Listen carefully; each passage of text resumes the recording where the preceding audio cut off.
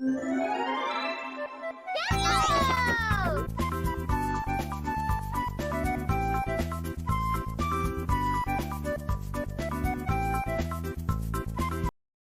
we ride atop these elegant crafts? The better to hear the screams of our prey as we ride them down, to savor the fear etched on their face, to taste the tang of their blood in the air as an appetizer before the feast.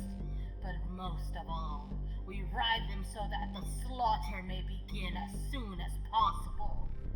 Well, that was a rough week. Sorry for the delay, friends, but Nurgle paid me a visit and decided I was his special lad. So if my voice sounds a bit rough for this, blame him. So, Warhammer is a universe made up of the worst of the worst. Every faction in the universe is evil. Like, cartoonishly evil. To the point of making evil factions in other media look like saints in comparison.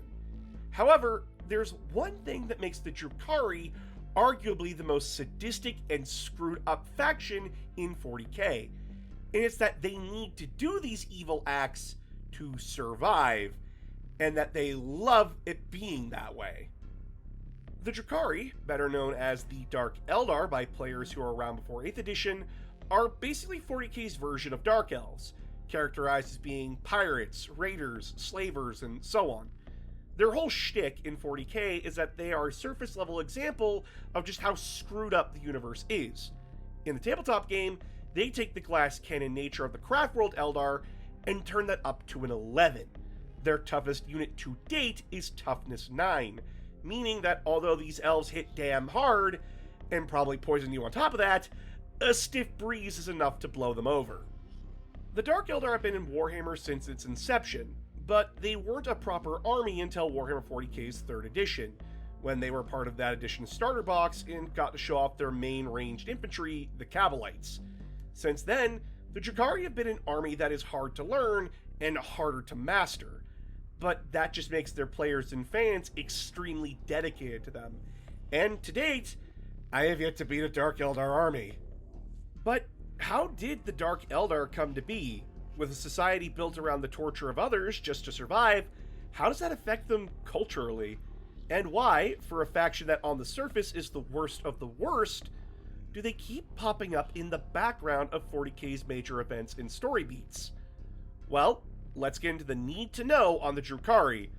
Also, this is your only warning. This faction involves some grotesque body horror. If you're squeamish, turn away now. The Dark Eldar story technically begins with the fall of the Eldar Empire. If you want more details on that, check out my Craft World Eldar video. But to sum it up, the Eldar Empire took over the galaxy after a major galactic war. They made a utopian empire where no one had to work, so they went into the arts. Due to their race's biology, they quickly started needing more and more extremes to get even the most basic of mental stimuli. And with every member of their species being a psyker, they influenced the warp enough to create the deity of hedonism, excess, and pleasure, Slaanesh, who then quickly tore a hole in reality and swallowed the Eldar Empire into the warp. The Eldar Empire was vast, thanks to their mastery of an ancient form of technology called the Webway Gates. The Webway is a series of interdimensional tunnels that connect millions of gates around the galaxy, and has no defined size within its dimension, and the Eldar built cities within the Webway, with the most popular and powerful being the port city of Comarog. Although Comarog wasn't the capital of the Eldar Empire, it might as well have been. Its ruling families, and by extension the infamous Eldar pleasure cults, had the most extreme parties and finest craftsmen, artists, and warriors within the Empire. And Comarog was left completely untouched when Slaanesh was born. Comarog was tucked nice and deep into the Webway, meaning that was far enough away from the Eldar Empire's collapse to avoid Slaanesh's birth, but also deep enough that when major sections of the Webway network got destroyed or damaged, it just wasn't affected, meaning that the people within the city weren't physically affected by it at all, although they knew what had happened, allowing them to not only survive, but thrive. Though that fact came with a nasty catch. You see, since Slaanesh was created and empowered by the Eldar, the Chaos God laid claim on the souls of the Eldar, meaning that when an Eldar dies, their soul is taken to Slaanesh's realm and devoured. Even worse for the Eldar in Commorragh, their souls were being slowly eaten by Slaanesh even in life, leaving those whose souls were fully devoured as little more than empty husks, with no will to do anything but sit there and die. The Craftworld Eldar found a solution for this. By practicing moderation and not indulging too deeply into hobbies, they could stave off Slaanesh eating their souls. With that, and their soul stones and the Infinity Circuit, the Craftworld Eldar found a way to stop losing their people to Slaanesh. The Dark Eldar, however, weren't so lucky. The Dark Eldar grew desperate to find a way to stave off Slaanesh's hunger. However, they soon discovered something deliciously ironic. By absorbing the suffering of others, the Drukari could not only keep Slaanesh at bay, but also rejuvenate themselves and restore their devoured souls. With this revelation, the Drukari doubled down on their pirating and slave raids. They launched raids on every known species in the galaxy to gather a healthy number of slaves to torture, as well as a wide variety of experiences to relish in. And the Drukari have been doing that ever since, launching raids out of the webway into worlds and sectors of space, to collect slaves and cause as much suffering as possible. Though, don't take that to mean that they take whole sectors. The Drukari know that wiping out the herd is bad long term, so they will raid a place, then leave it alone for a couple of centuries before they come back, since they are a long-lived species and are safe inside Commorragh. All the Drukari have to do is wait. Fuck, these guys are min-maxing assholes.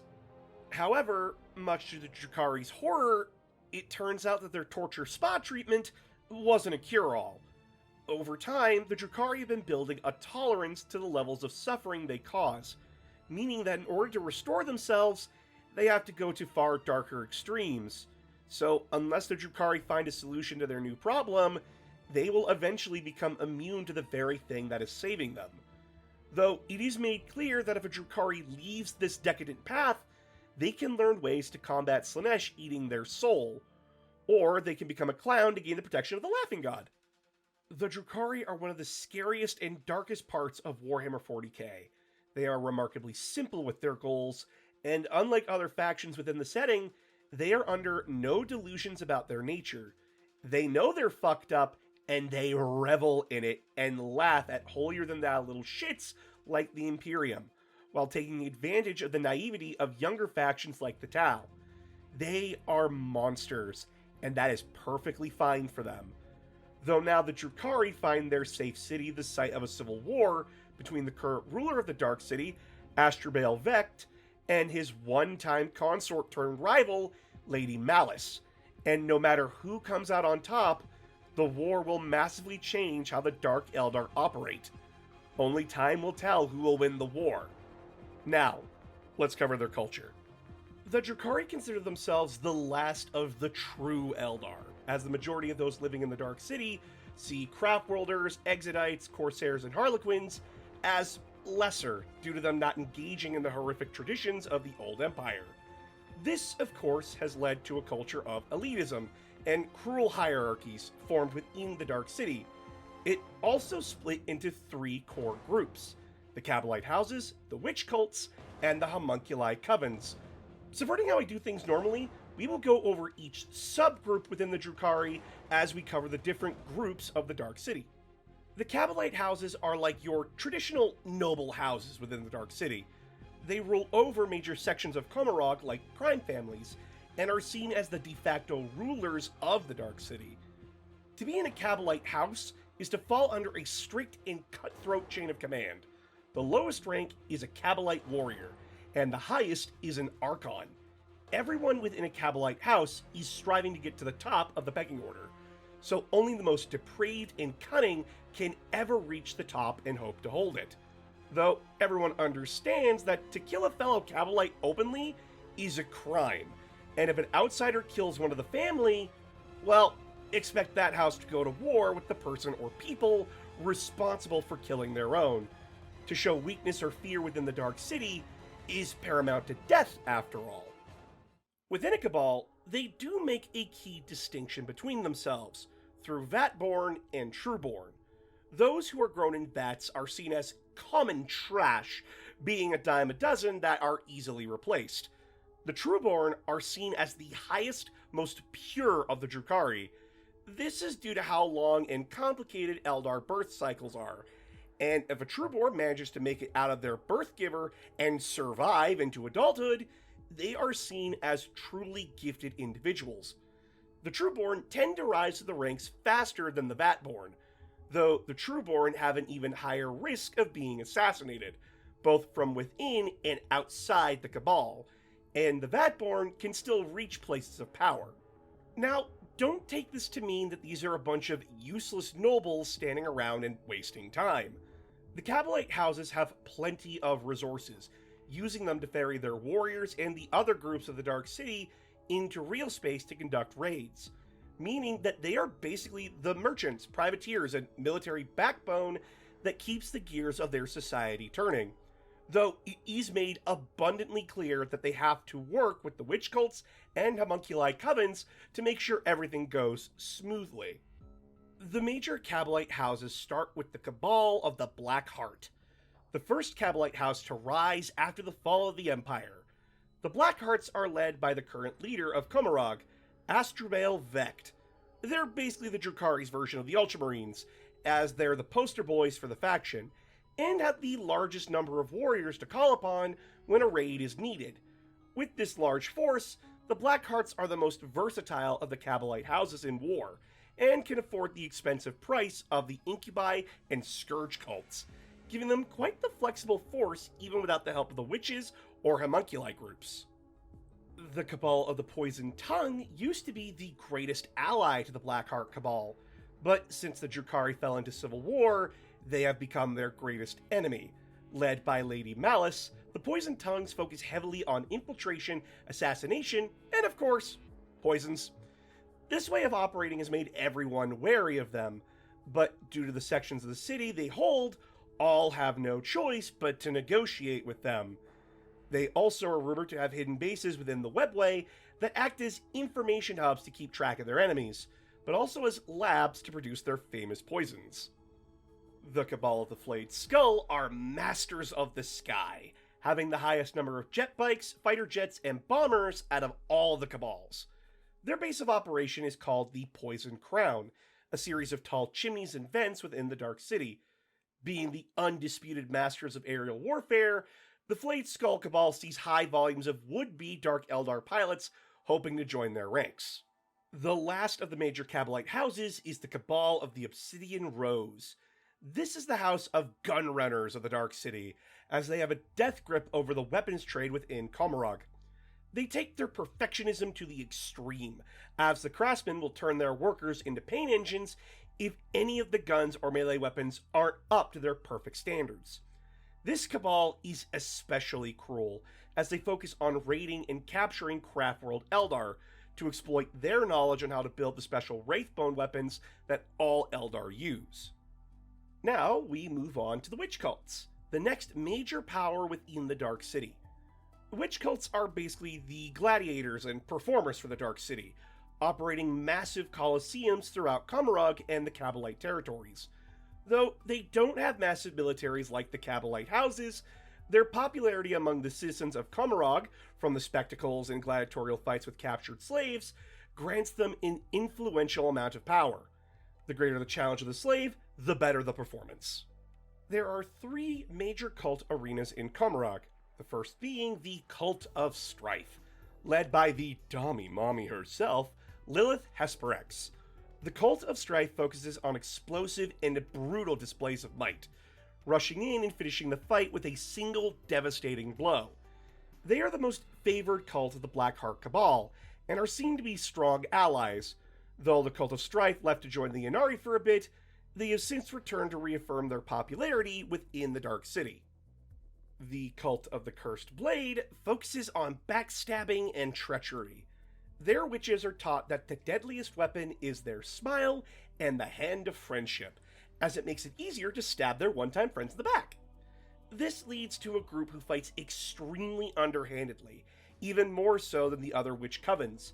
With the splitting of the galaxy, this cult focuses on raiding Imperial Nihilists, defending a planet from the forces of chaos, only to turn on the grateful populace, as their screams of surprise and betrayal are even sweeter to the witches of this cult. The Cult of the Red Grief are the aerial acrobatic masters of the witch cults. This cult specializes in airborne units like Reavers, Hellions, and Venoms, making their performances high-speed spectacles over bottomless voids.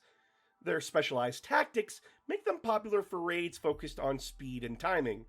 They are currently very active in Segmentum Tempestus, and have been seen in the 4th Tyrannic War Zone. The last of the major groups within Comarog are the Homunculi covens. The Homunculi are the messed up scientific underbelly of the Drukhari faction. The only reason the witches and Cabalites tolerate their insane experiments and monstrosities is because it was the Homunculi who learned how to rejuvenate Dark Eldar's souls, and also found a way to revive dead Dark Eldar, meaning that unless a Cabal or witch cult wanted to permanently lose the very limited bodies they have, they needed to leave the Homunculi covens alone, and over time, the Homunculi have made experiments that benefited the Dark City, growing their power to rival that of the witch cults and Cabalite houses. The three major covens are as follows. The most powerful of these covens is the Prophets of Flesh, under the command of the ancient homunculus Urian Rakarth. The Prophets of Flesh are masters of the body and augmentation. They have the largest amount of the mutated monstrosities to field, and also have enough warriors to raid real space on their own. When a Drukari joins the Prophets of the Flesh, their body is heavily branded. When rising through the ranks, their branded limbs are replaced with fresh ones, so the less branded a Drukari within the coven is, the higher their rank. The Coven of 12 is weird. They have infamously invited Urian Rakarth to join them, though he declined the invitation, and the only way to become a master among the 12 is to make sure the guy who came before you is most certainly dead and can't be revived. This means that every member of the Coven of 12 is constantly racing to assassinate each other, while creating more macabre and disturbing tools and weapons of torture. This arms race makes the Coven of 12 extremely reckless compared to the other covens, as they will even go into the warp to capture demons to experiment on. The last group is the Coven of the Dark Creed. This is the coven of assassination and perfecting torture through fear and agony. Preferring weapons and tactics that cause the most terror, they have perfected assassinations that leave little to no evidence of who or even what killed their target. Because of this, the Dark Creed became infamous as the coven hired out by archons and succubi to kill whoever they wish within the Dark City. In war, this coven strikes from the shadows, their victims not realizing they're under attack until they feel or see their allies be turned into screaming piles of... Yeah, I ain't describing that, thanks.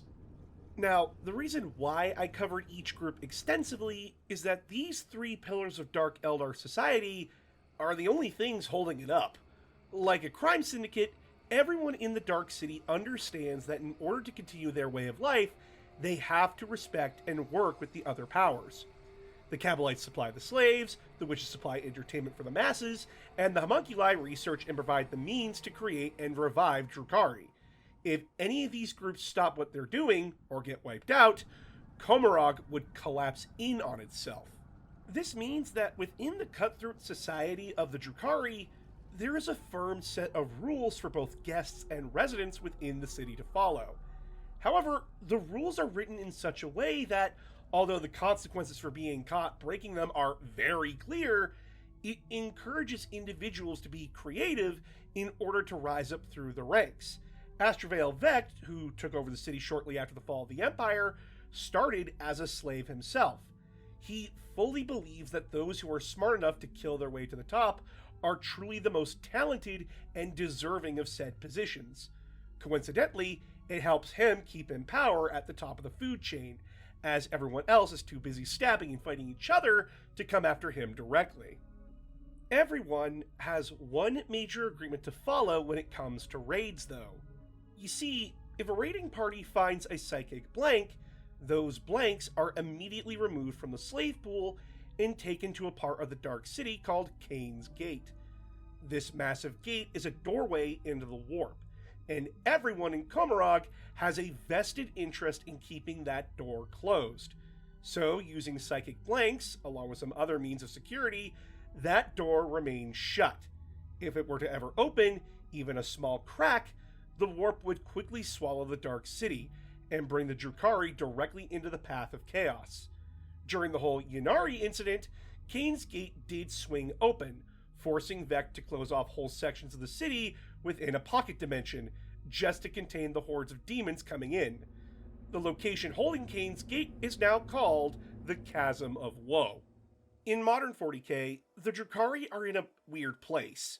Although the galaxy is in the perfect condition to be plundered, and the amount of slave rates have doubled, the Drukari find themselves mired in civil war and strife. Vect is fighting for control against his former lover, Lady Malice, but they're also tearing their population apart even further, as both Vect and Malice want to get rid of the growing Ynnari cult within Komarog. On top of that, the Chasm of Woe continues to expand, leading the Drukari to make a desperate backroom deal with the Imperium. This deal, unknown to everyone but the High Lords, the Mechanicus' Fabricator General, and the Custodes, allowed the Drukari to repair the Emperor's Golden Throne. They also secretly tried to copy the Golden Throne in an attempt to potentially close the Chasm of Woes. This plan, however, is up in the air, as the Custodes were able to kill most of the homunculi working on the project and stop their research, although it's unknown if they managed to get the research to Vect or other authorities within the Dark City. All in all, aside from the politics and civil strife, the Drukari are currently in a galaxy of opportunity, with new Primaris Marines running around, the galaxy being split in half, and the new wars and factions that are rising to the challenge. They have even more grander options for raiding and pillaging, and whether it's through sadistically fast raids into real space, or offering a hand in friendship with a poison knife behind their back, the Drukari always get their quarry. The Dark Eldar army is one of the most complex armies in Warhammer 40k. Like the Craftworld Eldar, they are a glass cannon style faction, but where the Craftworld Eldar left room to be flexible, the Dark Eldar went harder into that specific trait. Their toughest unit is a toughness of 9, which, to compare, is the same as the basic transport for the Space Marines, the Rhino, meaning that you aren't winning a war of attrition with these guys. They can and will get blown over by a stiff breeze. However, this weakness is mitigated when you realize that finding the proper positioning and adding variety to your army with the different groups from Komarog are what the Dark Eldar want you to do. Each group has leaned heavily into one playstyle, but by bringing them together, you balance them out. Cabalites bring in ranged units, Witches bring in deadly shock assault units, and Homunculi bring in the monsters and swarms. Sure, your units aren't tough, but they hit really damn hard compared to most other factions, and when you're in the proper positions, you will tear the throat out of your opponent's army. Though again, this is a hard army to learn and master, so if you want to play them, accept that you are going to have to suffer to learn these guys, but the rewards are well worth it. The Drukari are the embodiment of how grim and dark Warhammer can get. They are a faction that not only chooses to be horrible, but relishes in that fact. Though, ironically, this also makes them one of the most brutally honest factions within the setting. They know they're awful and messed up, and will happily tell you that. These guys know that they are monsters, and they could give less of a damn about what the lesser races have to think. Although, surprisingly, they are also a faction that is willing to compromise and work with others the most. And so long as the deal is worded correctly, they will honor any agreement they enter. Now, again, if you want to play these guys, I do caution that they are a brutal army to learn, though to date, I have never beaten a Dark Eldar army. Once you learn how to mitigate their massive weaknesses and take advantage of line of sight, this army just works.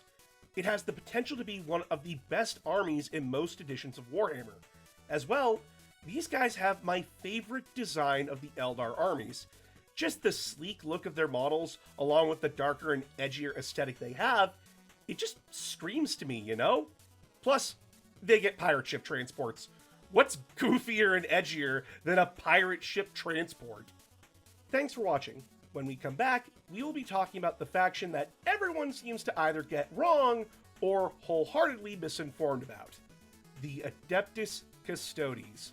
I owe my mod T-Com a favor, so we will be covering his favorite faction. And after that, I'll be reviewing the dreaded Fire Warrior. Then catching up with the now Captain Titus and the Ultramarines as we follow their adventures through the 500 Worlds campaign. So if you want to see all those videos early, join the Patreon. You not only get to see my content early, but you also get an exclusive series of unit reviews. We have just expanded from Battletech to Warhammer units. Your support helps keeps the lights on and food on the table. But until then, I'll see you all next time.